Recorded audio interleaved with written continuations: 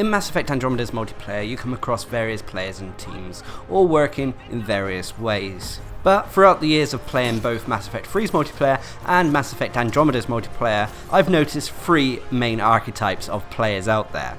I'm Darcblade, and in this video, let's talk about roaming, hunkering, and kiting tactics in Mass Effect Andromeda's multiplayer. Now, as I already mentioned, there are three types, and let's start off with the first, which is the roaming team mentality. When I mean roaming, this is where a team moves about the map, actively going after enemy locations. It's an aggressive playstyle that favours fast-moving, close-quarter characters such as Vanguard, Zasari Adepts, Krogans, the Angaran Avenger, and so on. Roaming around the map can be a quick way to get a match done, and can be very useful in objective rounds such as assassination objectives and devices. However, the downside of roaming around the map is that enemy spawns can catch players off guard at times, meaning that they can be easily flanked. This is especially dangerous when it comes to enemies who can sync kill you.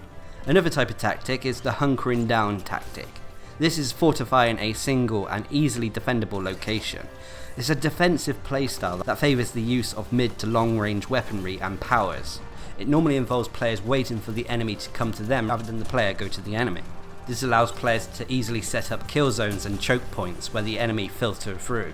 Support characters also benefit a lot from hunkered down teams, as most players will be in close proximity to one another, and thus abilities like shield boost and energy drain will heal the entire team more easily. However, this tactic can come into problems if the team lacks firepower or only one or two players actually hunker down. It really is a DPS check, and if the enemy can get past the kill zone or choke point quite easily, then a hunkered down position won't work. Hunkered down teams also easily complete objectives such as hack and upload. The only downside of hunkering down is sometimes some players can find it boring or get impatient. The third and final playstyle is the kiting playstyle, probably the rarest out of the three. This involves leading an enemy around the map, whittling them down as they follow you. This tactic works well with pretty much any class, and is the tactic most used when it comes to solo play.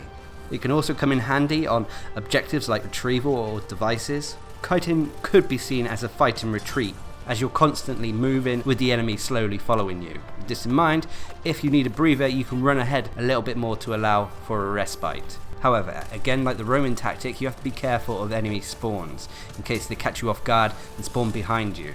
I would say though that with kiting, knowing the map is optimal. Knowing where the enemies may spawn, as well as knowing where ammo boxes are key to making it work. Of course, a mix of all these playstyles helps, to be honest. For example, a hunkered down team may often find themselves overwhelmed, and switching to a kiting playstyle where you move around the map slowly with the enemy following you, whittling them down on the way, can be optimal. Or when a roaming team finds themselves coming across a hack objective, then switching to a hunkered down playstyle can easily help you achieve that objective.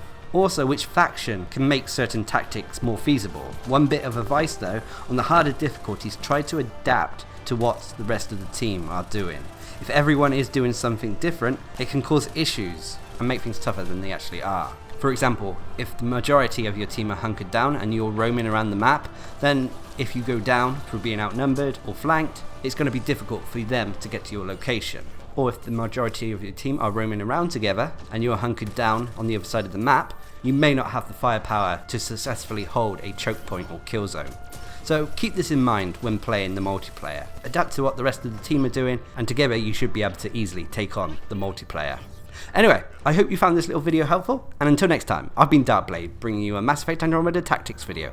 Hope you enjoyed it, thanks for watching, subscribe and like for more.